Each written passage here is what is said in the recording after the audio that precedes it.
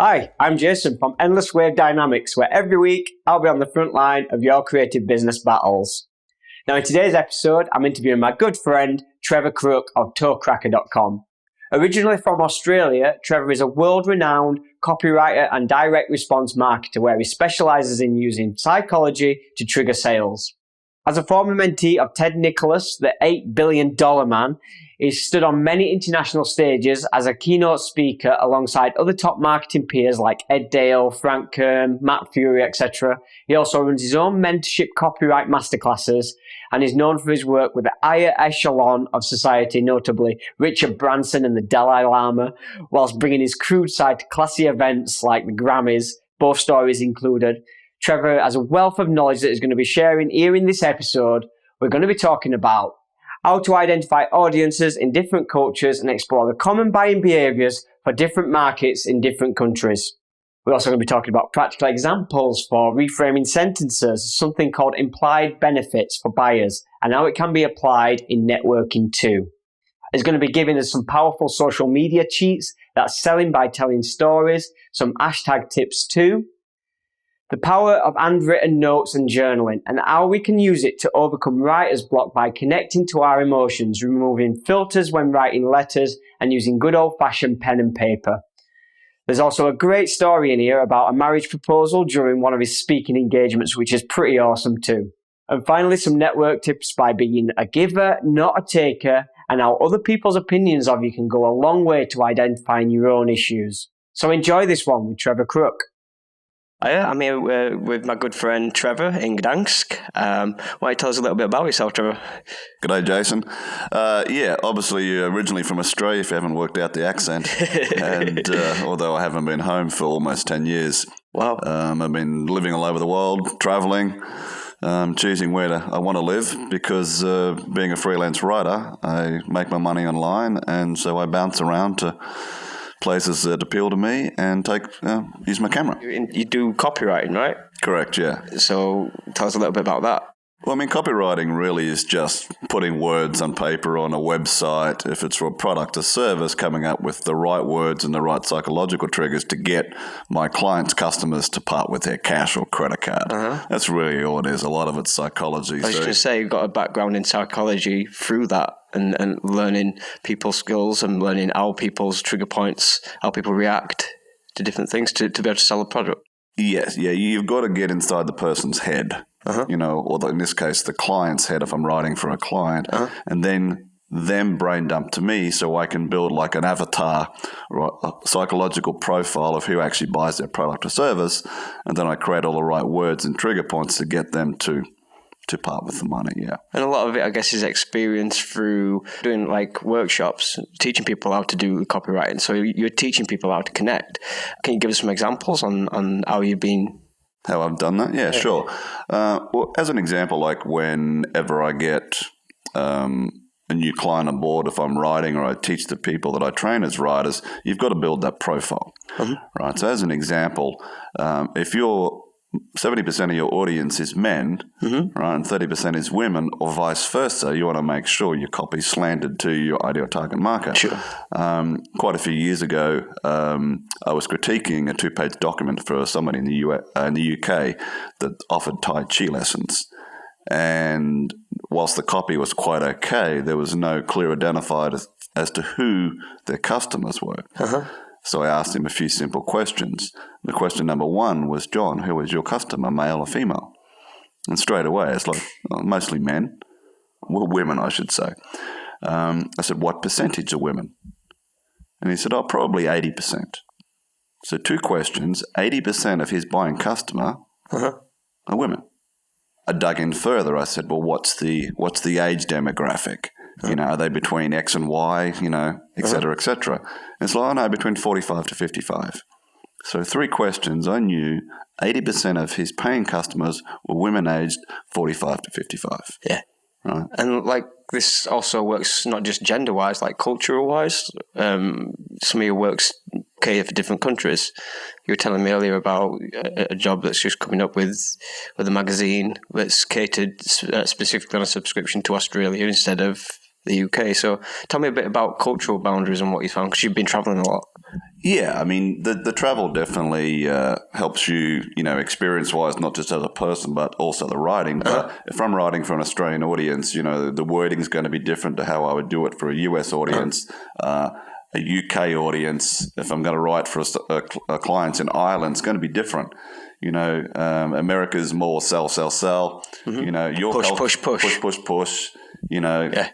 Come in, you bastard, and buy from us. Australia, we like things very direct, not so much over the top hype. More grounded. In the UK, and you know this yourself, a little bit more conservative, so you're sort of going to be more subliminal in your selling. Yeah. Because what would work like for an Australian audience, for example, won't necessarily work for a US audience, and it definitely wouldn't work for a UK audience, right? Or vice versa. Okay, so you've got to know not just who you're actually writing about, who you're intended to buy. You've also got to write for, if it's a specific country in mind. Now, someone might think, well, okay, what about online, on the internet? Okay, so that becomes a little bit harder. Yeah. But you hopefully your clients will know, or my clients will know, really who their main customers are. I've seen you do an exercise before with putting the letter S into sentences and the difference that makes. Can you explain? Yeah, well, I mean, anything that you try and do, whether can still be in your personal life, right? Benefits sell, right? So the example that you saw, and it wasn't my headline, it was from Dan Kennedy with one of his clients, but they were offering guitar lessons. So they ran a lead generation advert with this headline, "Put music in your life, call Jason now," right? And got a certain response level, and then they tested it by adding an S to put. So when puts music in your life, call Jason now. Adding the S gave the impression of an implied benefit. All I got to do is call this number, and I can play guitar. Yeah, right. It's definitely put the visualization there into the heads that this is possible for me to do this just by putting that one little letter in. Yeah. It's like a call to action almost. It is, and that also, they got a 300% boost in response. That's ridiculous. I've tweaked stuff. I mean, I had this one client in the US that's a travel club. They literally changed the headline on their postcard, right? Because postcard is limited space, right? Yeah. Tweaked a few words on the back to get more of a visual in the story and put a limited number, what we call a takeaway sell. If you're one of the first 97 people who reserve your place at our, presentation by this date, we'll give you a cruise for 6 days, 5 nights, valued at $1,100. Whoa! Their sales increased 76,400 in the first week. Whoa! From 20,000. That's a big jump. It's a big jump. That's going to apply really well to musicians at home that are thinking about the way the word stuff on maybe the website, maybe on the Facebook post or anything like that, Instagram, how the wording things pulling your customers in and more so to buy the products. Yeah, I mean, Instagram's a very good one to bring up, actually, because whilst I don't do it every time, I try and put a bit of a story about every picture I post, because pictures, it's 1,000 words, but if you've got a caption or a story with it, it comes a lot, better. Even the other day I put one about sunset. Yeah. And I said something about just like an Aussie boomerang, the sunsets in Costa Rica are, perfect. Want me to come back. Yeah. See you soon. Right? Yeah. And there were some comments about that. But other times I'll just write a story, like if it's some old building here in Poland or something I've seen in Malta, I'll put the story behind it because then people can read more about it. Yeah. Okay. And go, maybe I want to go there. And that's how you get more engagement with the people that are interested in what you're doing. I mean, you put out like a picture every day, right? Yeah. And doing the same kind of things, you're getting an interaction every day. You say like 600 likes or something like that. An average about that, right? Over the last 6 months, yeah. And have you got any secrets how you're doing that? With that, it's, when I first started, obviously I didn't have a clue, or didn't really have any followers. I just knew not, though, from my previous social media experience on Dig, etc., is that you're not following too many people. You don't want to be following 1,000 people and having 100 follow you. You want to be the other way around. Yeah. Even when you first start off, even Stephen. And then I started to really discover the importance of correct hashtags for your pictures. Instagram will allow you 30 hashtags. Yeah. Use ones that are relevant to not just your picture, but the type of audience that you're trying to attract. Okay. So it's just little things like that which help me grow it. Help me grow it. And, in terms of talking about the S before, there's so many words just from that aspect that you can add an S to if you're writing any sort of marketing message, and give an implied benefit. Stop to stops, eliminate to eliminates, take takes, make to makes, all these sort of things, And it implies action rather than... Implies a benefit, yeah. And I said, okay, that's going to get a bigger response. So when you're spending your advertising dollar, right, you're running that same advert in the newspaper, whether it costs you $500 to get 0 calls, or whether you spend $500 to get 50 calls, or 10 calls, or 20 calls. Yeah. Okay. Yeah. So what about writing? Like, what have you got for writer's block? Because this is something I've heard you talk about before. Yeah, well, we discussed it, obviously. We discussed it yesterday and a little bit more today. For writer's block, I do this when I speak on stage, although, I haven't spoken for a while. But, you get 90-minute slot, right? Out of that time, you've got to make some sales as well, right? Yeah. But I would allow 10 minutes out of my allocated time to get people to really connect with their emotions. And so I would get them to grab their notepad and their pen. They were allowed to do it on their laptop, okay? Writer's block happens for pretty much everybody, okay? Because you're trying to make the writing too perfect, whether it's writing or on your computer. You're trying to get it perfect and edit as you go, and that's the wrong way of doing it. You should just let it flow and edit later. Yeah. I've written sales letters as long as 58 pages. Wow. By the time they're printed off and every word's got to sort of connect and hook people back in. But, it's a lot longer than that before it's edited down to that. Sure. Okay, so the exercise that I do, and if you're watching this, you can do this yourself as well, is to get people through writer's block, especially when I'm speaking on stage at an event. I get everybody to just simply think of the person they love most in their life. Right. Once they've got it, I tell them to get their notepad and their pen. They're not allowed to use their bloody laptop, okay, their iPad or their phone. Because technology gets in the way. Technology does get in the way, and you actually get a better connection when you're, writing by hand. And I get them to start writing that love letter. Right. Why do you love that person? What do you love about them? Give them some prompts. Why did you fall in love with them in the first place? So if you're writing about your kids, that unconditional love, then you just pour your emotions out. And I tell them, though, that if I see them or any of the other speakers see anyone take their pen off the paper, right, and you're probably going to, if you're going to do this, make sure this applies to you, I'll penalize you, right? Whether it's a monetary thing for a charity or, at an event in Canada, people had to eat a spoon of Vegemite, which definitely wasn't very good for them. It's Marmite in England. Marmite, that's bloody horrible stuff. It's very different for us, and vice versa. So, so they start writing this letter, right? And they're just pouring their emotions out. Everything's flowing out. They're not thinking about it because it's easy enough to write about someone you love. Yeah. Right? And then, not everybody, but probably 90% of the room's in tears, sobbing away writing. And, of course, they won't finish the letter in the 5 minutes I get them to write, and then I call for a couple of volunteers to really show their vulnerability, stand up and read the letter out to an entire audience, which is also being filmed. Not an easy thing for people to do.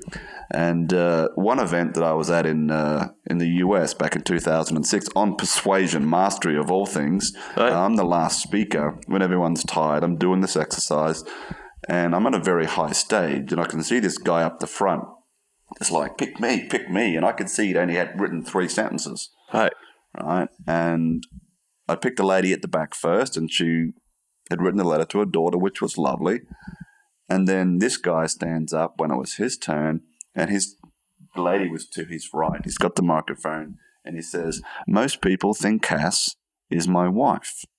She's my girlfriend." And then he turned, tears were balling down his face, and proposed to her in front of everybody. Right? Now, you can imagine, she could say no. Yeah, that whole peer pressure, right? Or even worse, said yes and then not actually meant it. Not meant it, yeah, because she felt pressured. And so, yeah, it was a beautiful moment. I'm watching the guy who's the vendor, as you can see, like the dollar sign. This is like Tony Robbins stuff. Yeah. And it was just, I spoke to them afterwards, and I said, said to, his name was Anthony, I said, why did you do this right now? Mm-hmm. He said, because obviously you've been thinking about asking her to marry me for some time. I didn't feel the right moment until this exercise of really connecting and getting my feelings out as to what I love about her. Yeah. And I said, I saw you only write 3 lines. I said, you almost didn't get to do it here, Yep. But, that was 2006 and they're still married, and it's a good exercise to do because in this day and age with technology, people just don't write anymore, nothing personal. No. Business owners don't write a personal greeting card or a personal message to people. There's no such thing as a love letter anymore. No, there isn't, but as I was saying to you earlier that, in my last few relationships, I would keep a love diary. Right. Every day I would write maybe sometimes just a short paragraph, usually about half a page of what I loved about that person, just something, right? And then, of course, they wanted to read it. And it's a good little thing, it's something that people, it's a forgotten art form. Yeah. If you're in business, for example, if you even take the time to do a handwritten letter to somebody or a handwritten note, you're going to get more sales. Yeah. Awesome. I want to take a quick break and mention a record that I've worked on recently. It's a full-length record by an awesome band called We Keep the City Running. The album's called Good Now Repeat. And it's one of my favourite records that I've ever worked on. It's a lush, beautiful, epic record with these monstrously loud bits to tiptoe like quiet dynamics, all with one of the best singers that I've ever recorded. There's a serious amount of production gone into it with a deep track count full of harmonies, string sections, drum programming and synths, all placed over an incredibly talented band with incredibly talented songwriting. I want you to go check out this record. You can do that at wekeepthecityrunning.com. So keep an eye out for the release there because I'm insanely proud of this record. Anyway, back to Trevor Crook. Tell me about networking. Tell me about how you use this in your life with networking and meeting people. Yeah. Because you said yesterday, you mentioned something that was really cool about giving, not taking. Yeah. So, in terms of the giving and taking, and whilst I can't sort of reveal the full exercise where this particular thing happened, but I was at a seminar on self-help. I wasn't speaking. And, what the people got everybody to do was walk around and just tell a person whether they thought, based on their impressions so far, it was only day 2 of a week-long event, whether I thought you, for example, were a giver or a taker. No explanation required, just giver, taker, based on either how you displayed yourself or whether you'd said nothing, right, and make an opinion. And a lot of people were very upset when they thought they were actually givers when they clearly came across out of 110 people with 105 saying you're a taker. Everyone likes to think that they're a nice person. Yeah. Everyone likes to think they're a good person. It's not until you get somebody else's impression of you, and if you're getting into a lot of arguments, then there's a common denominator there that it's possibly you that's the reason why you're getting into arguments a lot. Yeah. If you've not got many friends, there's probably a common denominator there. Well, as I said to you yesterday, I have this saying: if the dog bites you 3 times, it ain't the dog. In other words, you've got to look at yourself. Yeah. I've looked at myself in my relationships where I failed in the past and take responsibility. I've learned a lot about myself over the years. But, I think too many people are actual takers in this world instead of being givers. And, as an example, I was in Rome a few years ago, back in 2011 with a then girlfriend. And we were heading from Italy to the US for a few months. And my apartment in Malta was going to be sitting there vacant. And my driver I always left a spare set of keys with my driver when he dropped me at the airport. And I met this older woman from Canada. And she was doing a cruise, and then she had like 10 days spare in between getting back from the cruise before she flew back to Canada. And so we just chatting away, and I said, hey, well, would you like to go to Malta? And she's like, well, it sounds really lovely because we'd been talking about it.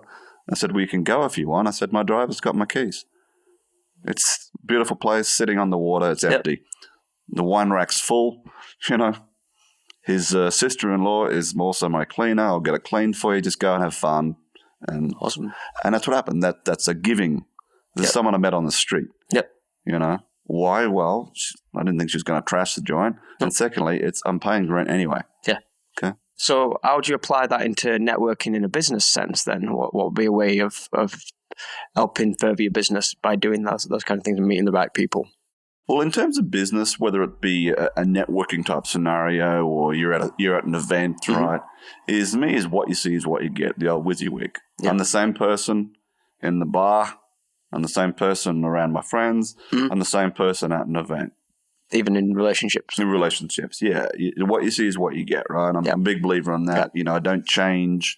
You either take me for who I am or you don't like me. I don't care. I can't please everybody. Okay. But in business, networking is very important. You know, and it's not about, well, you know, what can you do for me? Most people, you know, the first thing I say is, what do you do? You know? And how much do you earn? I don't have business cards because I don't believe in business cards. Me anymore, too. right? That's amazing to hear that. You're probably the only person that I've known so far. Bullshit. Yeah, So, exactly. You know, if you are worthwhile remember in person, then people are going to call on you. Yeah. Well, I as an example, and I learned this years ago from one of the guys I was studying, and I sort of changed it. But most people will get up and say their position of what they do, their title, which is just total BS. Yeah. What's the benefit of that title that you offer to people? So when I'm at an event or I'm doing my own writing workshops, I'll give the example of, let's say, you know, when I came to your party, right? And let's say I didn't know Corey, right? So I said, hey, you know, Jason, what do you do? And he said, hey, I'm a bus driver. All right. And Corey says, I safely transported 1 million people over the Canadian roads last year without an accident. Yeah. Can you imagine Corey's a bus driver? There's a big difference. Right? Yeah. He's still a bus driver. Yeah. But he mentioned the benefit of what he did, right? 1 million people or whatever it was, right?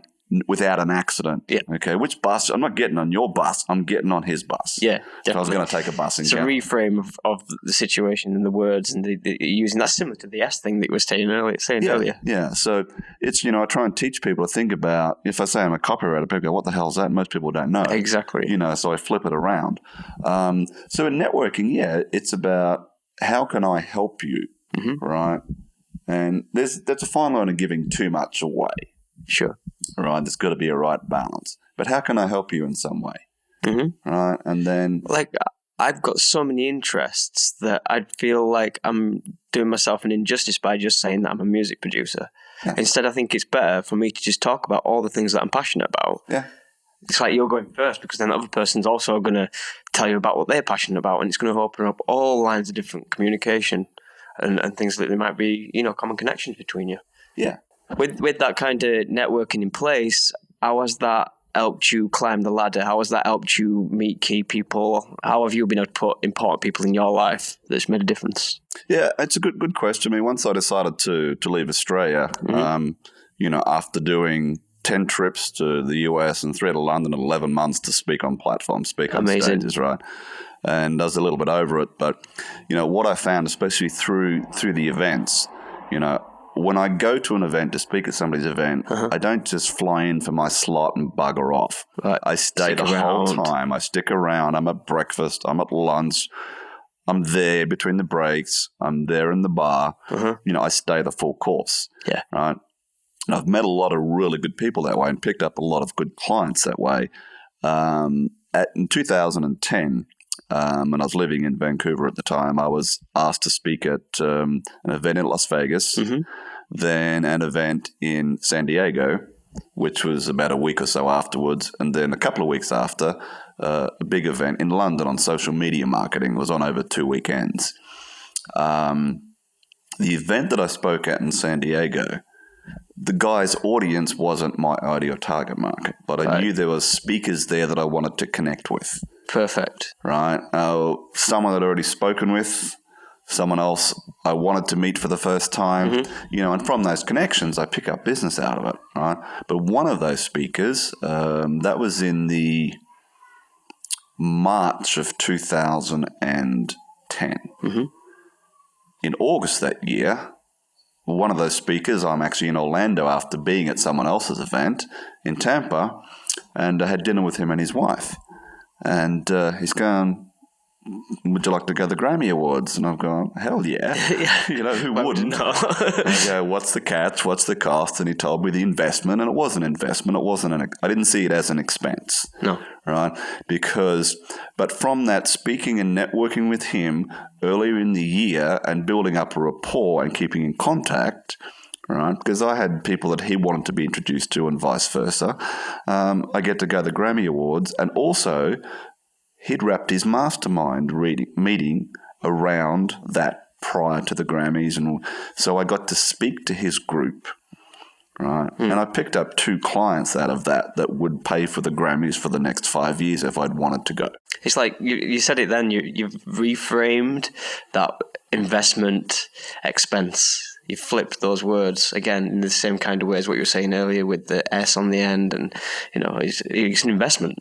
Yeah, and then, prior to the previous year, I was in Vancouver. And I just spoken at a big event, and, I was whacked on the Monday, after 3 solid days of speaking. Well, I had a 3-hour time slot at that event, plus all the networking and the functions and dinners. I was, it was my day off.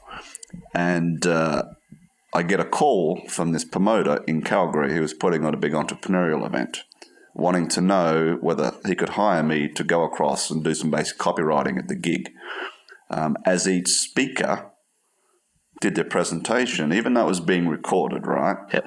I had to take what they were saying and flip it into benefits, because they wanted the sales letter up as soon as possible to sell the home study course from the event. Right. Right. Now, this was an event I'd known about. I was thinking of going as a VIP anyway, right? And paying the money. Yeah. What got my attention, what got my interest was billionaire Sir Richard Branson was one of the speakers, right? The Dalai Lama was a speaker. The former South African President F.W. de Klerk was another speaker. Stephen Covey, author of 7 Habits of Highly Effective People. Awesome book. Tony Hsieh from Zappos. I mean, this was a big frickin' lineup, right? Huge. And I said, okay, yeah, well, if you pay the fees and pay for pay everything, and by the way, I want the bonuses that the VIPs get, which was private dinner with Richard Branson, lunch with the Dalai Lama, and a private rock concert with Bryan Adams. Well, I didn't get to have lunch with the Dalai Lama, but I got the other 2. Yeah. And, fortunately for me, from being in that room, Richard didn't actually stay for dinner. He ended up giving a presentation. He'd flown in from Australia. He was jet lagged, but I was the only guy he literally spoke to in that room, apart from everyone doing the, photograph around the shot. It was a nice picture of him and I engaged in conversation. Right? The leverage from that picture, but also that bullet point of me being a guy that left school at 14 years of age, no formal qualifications, right, to be able to be the hired gun for that event, it gets me a lot of business. That's just all through networking, right, and being authentic. Yeah. So being authentic is the key point there. I think that's what everybody should be taking away from this, is this idea that you're not taking from people, you're giving people. You're being authentic in your communication. You're talking to people like you talk to everyone. Yeah. There's no special occasion. Exactly. Who talked to me, seriously? But how did we meet? At a party. At a party, yeah. I went to Krakow to spend some time with a mutual friend. We're going to the Foo Fighters concert. Yep. And it's like, hey, you want to go to a party tonight? Yep. Sure. Cool. And that's how we met, and we've connected, and now you're here. That's having an amazing weekend here in Gdansk. It's a great place. So it's about the networking, just being yourself. Yeah, totally. Thanks for that, Trevor. Really, really appreciate it. Awesome. Thanks. That was good. Thanks for having me on the call. Cool. That was a really sweet episode with the infamous ToeCracker. I really liked him debunking the business cards. I've never used them myself. I don't see the value in them either. He thinks the same as me. By communicating your passions and being a much more memorable, genuine person, then exchanging numbers once you've actually made a connection, you're much more likely to get a job call than simply handing over a card with your job title on it. Also, that part about sticking around from the beginning until well after the event's finished and making a conscious effort to be where the people are that you want to be alike. then meeting them face to face and offering them value, not leeching. Trevor is living proof of how effective networking results in climbing the creative industry ladder. That writer's block exercise is a great one too. I've been trying this one out myself to get my creativity going, and I suggest you get out a pen and some paper and try it for yourself. See if you can unlock your emotions. Doing so and knowing yourself deeper will allow you to know other people's emotions and connect way better, allowing for an improvement in your sales. Trevor reframes everything. It brings out the best in everyone's words, making me rethink not only what I put down on paper, but the words that come out of my mouth when I'm trying to connect with people. So yeah, this is a fantastic episode, and I hope you got a lot out of it. Be sure to check out all what Trevor's got going on at ToeCracker.com. Show your support and subscribe in YouTube and in iTunes. I make this content to help creative people in the areas that I've struggled the most in my career. If you're struggling with yours, or you feel like you've overcome some huge hurdle in your productive performance, guess what? I'd love to hear about it. So get in touch, like and follow me on Facebook. Let's have a chat about how we can bring out the best creative in you and in others. Thanks. Bye.